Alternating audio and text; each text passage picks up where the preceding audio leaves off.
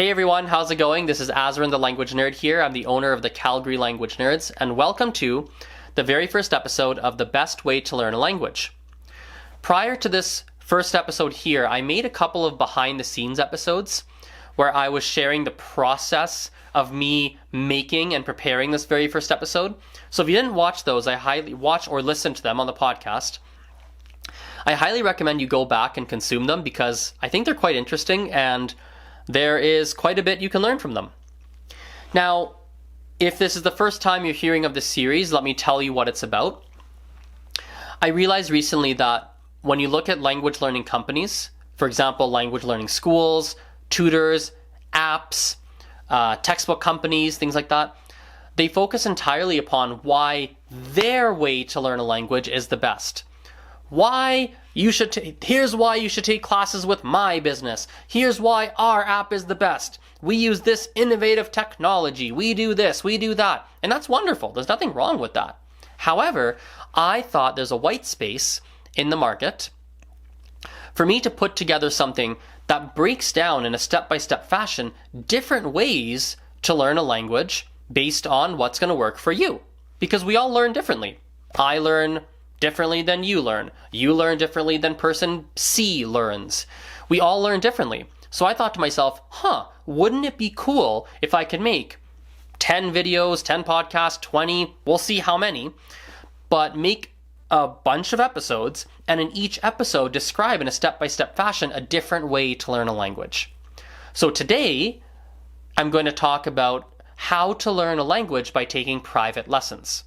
Episode 2, which I'll release when I can finish it. I haven't made it yet, but what I will likely do in episode 2 is how to learn a language through music. I've been brainstorming this for a few weeks. I've been thinking about it. I've been trying to create a nice curriculum for it, and that's likely going to be episode 2, so make sure you stay tuned for that. Now, here's the agenda for today. So today, I would like to first introduce my engine theory. Next, I'll talk about who should take private lessons.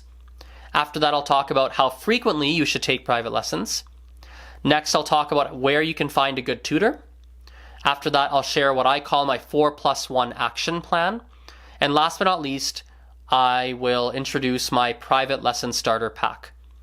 So by the time you're done watching/listening to this episode here, you should be good to go on using private lessons to learn a language efficiently. Now, my engine theory is the following.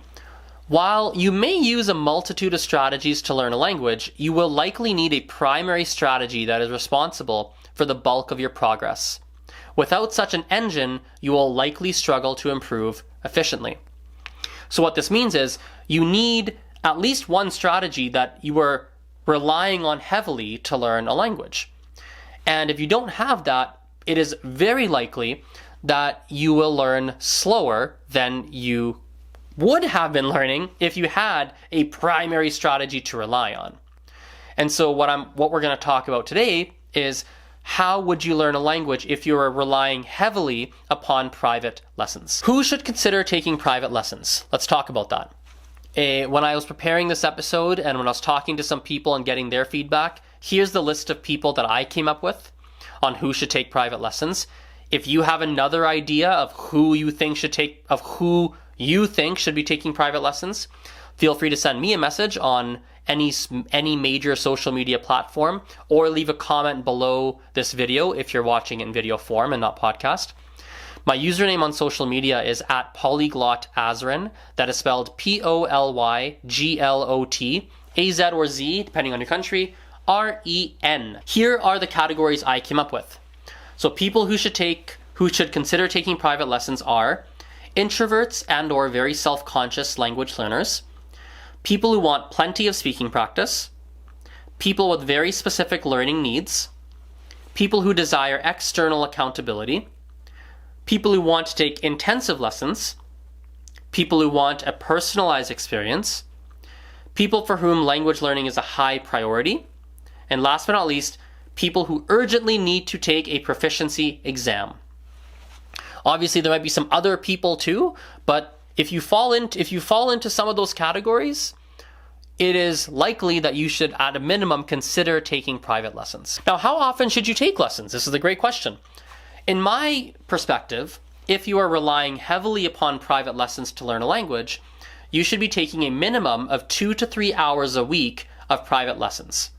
This is because when you look at how many hours it takes to reach different levels of proficiency in another language, when you look at how many hours it tends to take, if you're doing less than 2 to 3 hours a week of private lessons, you will progress quite slowly.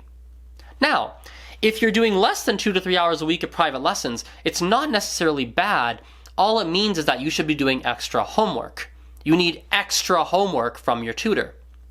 A good general rule of thumb for people to follow, if you're really quite serious about learning a language, a general rule of thumb is to try and dedicate 5 hours a week toward learning a language.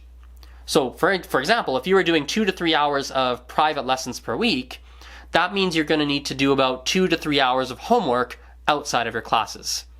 If you're only doing 1 hour of private lessons per week, well, then I'd make the argument that your engine definitely is not private lessons. That's not really your main engine, because you're going to have to do 4 hours of homework outside of that class, which therefore means that you perhaps have another engine that's not the private lesson. The private lesson is like a side dish, but you've got something else that's your main course. Does that make sense? So that's how I view that. If you're wondering where I get that 5 hours a week from, I have gone into that quite in a very detailed fashion on my website. If you go to azrenthelanguagenerd.com/250, so it's AZ or Z, REN, thelanguagenerd.com/250, the numbers 250. If you go to that website, you will see a detailed blog post about how long it takes to learn a language, and and how to spend your time. At least one way, one approach of how you might choose to spend your time. It's a good half-hour read. It's not a quick little page. It's got a lot of text. There's a lot to consume, but I've been getting good feedback on that blog post, and it's been helping a lot of people. So if you haven't checked that out, please go do so, because I think it will help you. So let's talk about where you can find a tutor. I'll give you 4 different places for you to look. I think it's important for you to find a tutoring company, or even just a tutor that you truly align with. You align with in terms of how they teach languages. You align with them on their personality. You align with them on their values. You get along well. I think that's important. And so I've given a few different options here so that hopefully you can find an option that works best for who you are as a person. So the first one I have here is the Calgary Language Nerds. That's my business. Here are a few things that set my business apart from others. First of all, I focus heavily upon measurable results. I want people to see their progress and notice their progress in a measurable fashion as they progress in their language learning journey. I think I do that better than a lot of other businesses. I take a linguistics-based approach to teaching languages, which is reasonably rare when you look at tutoring companies. My tutors are also language learners for the most part. There are a couple exceptions, but most of them are also language learners, so they have first-hand experience with learning another language. So they know what it's like to learn a language. They've been in your shoes. And lastly, it's a great team. So when I hire people, I hire primarily based upon who they are as a person, and secondarily based upon their teaching skill. It's probably a 51-49% split. 59%, 51%, who are you as a person? 49%, okay, let's look at your teaching ability. So the team is very likable, very reliable, very, very friendly, professional, great values, good moral compass, really, really great people. At least in my eyes, they are. Also, something, if you're watching the video version, something I haven't put on the screen here, but it's something I focus a lot on. I take a behavioral approach to language learning as well. I like the psychology of why people do things.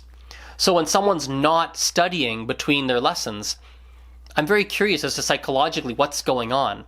So I do take a psychological approach as well to say, oh, this person's probably not practicing because of, God, it could be something as mundane as, your class is at 7 p.m. and by 7 p.m. you're super tired.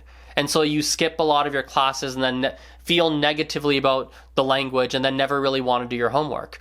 And by literally having the class at 4 p.m., that makes all the difference. It's crazy how the littlest things make the biggest difference. Another place you may want to look is a website called italki.com. So it's italki.com, italki.com. It's a great place for conversational lessons.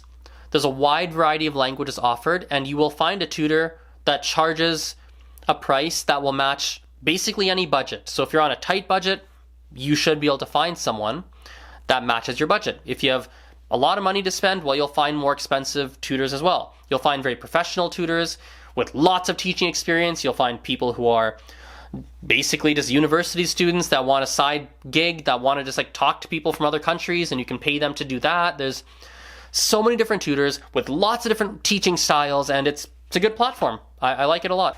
Third option is to use HelloTalk, which is not exactly a tutoring platform, but it's a language exchange platform, meaning you help someone practice your mother tongue, and they help you practice their mother tongue. It's a really cool platform. I find that some people love it and some people hate it. It's really hit and miss. So much so that I actually want to make a video or podcast in the future that specifically breaks down how to use HelloTalk as a tool to learn another language. Because boy, whenever I tell people to use HelloTalk, it's 50-50. Some people, they download it and they're done within 3 days. They're like, no, I can't, this is not for me. And some people love it and they live on HelloTalk and they get so much speaking practice. They find it so helpful. So that's one place you may look. And lastly, I just wrote down Google here. Google's a big place. Literally Google. French tutors in Calgary, Japanese tutors online, private Spanish lessons, private Mandarin lessons in New York City. Like, Google different search queries and you will very likely find a tutor for you.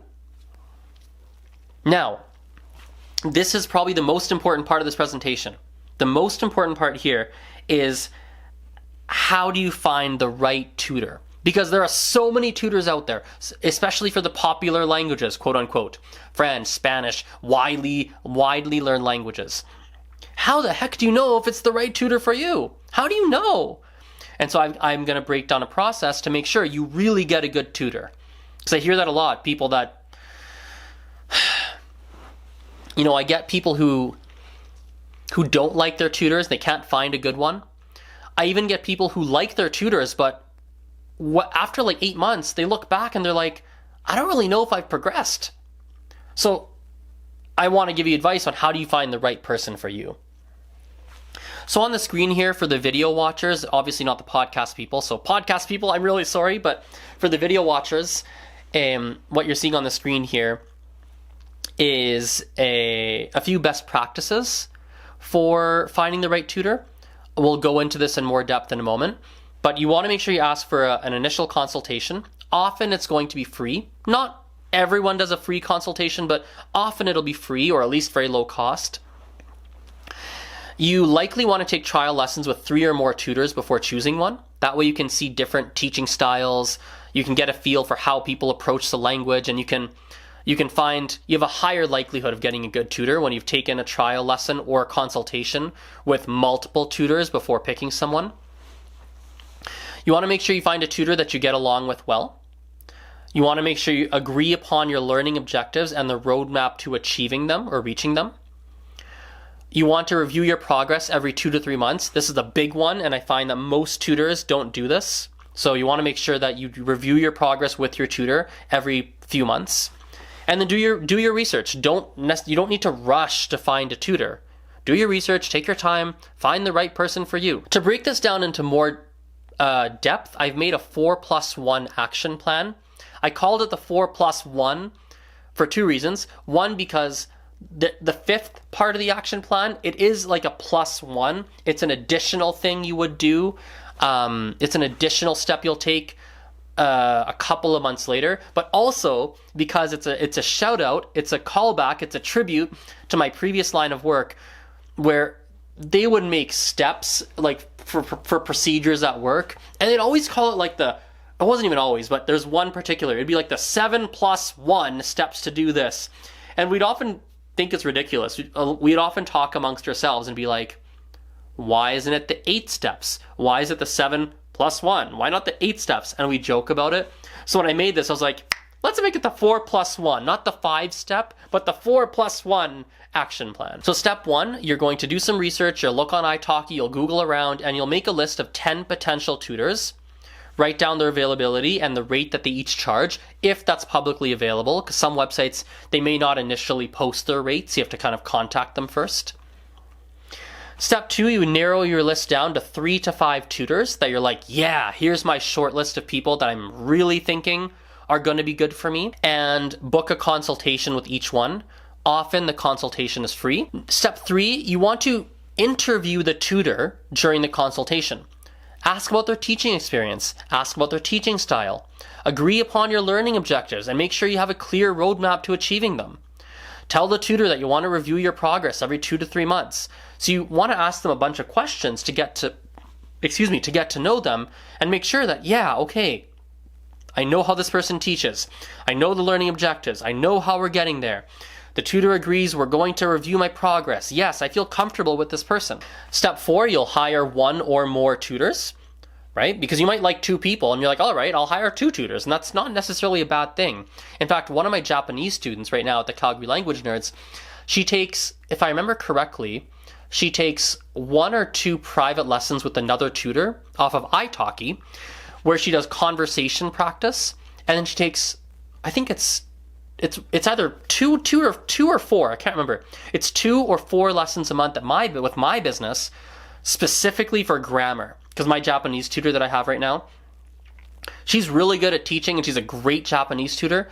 But she probably, one of her strengths is she probably is one of the most knowledgeable and the best in the world at breaking down Japanese, like understanding the Japanese language in a linguistic fashion and breaking that down for people. She's amazing at that. She's probably one of the best in the world based on what I've seen.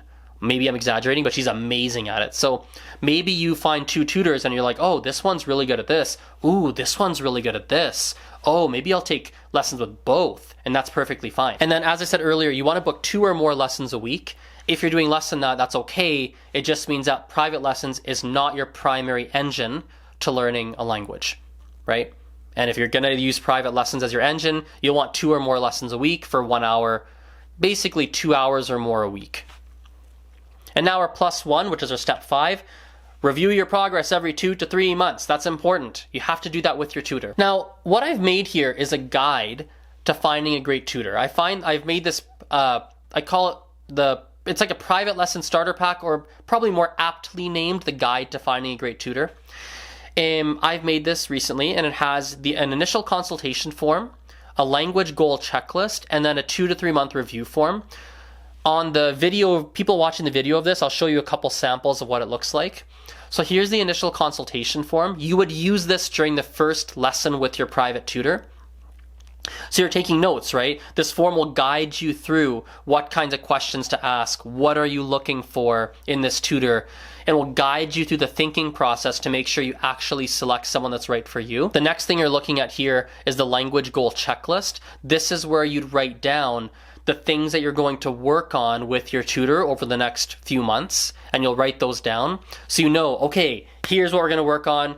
Here's the roadmap. Here's the plan. Yes, I got this. I understand what it is. So you can write that down for yourself. And lastly, I've provided a 2 to 3 month review form. This is probably the most important form, to be honest. Like, wow, this is so important.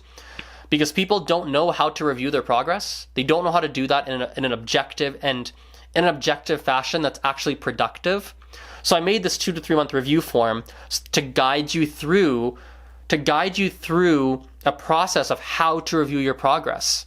And that way you can learn from it and be like, oh, I really messed up on this. Now, the next time, in the next 3 months, this is the change I'm going to make. And that'll really let me take my language skills to the next level. So I made those forms. If you'd like to grab them, they're on my website.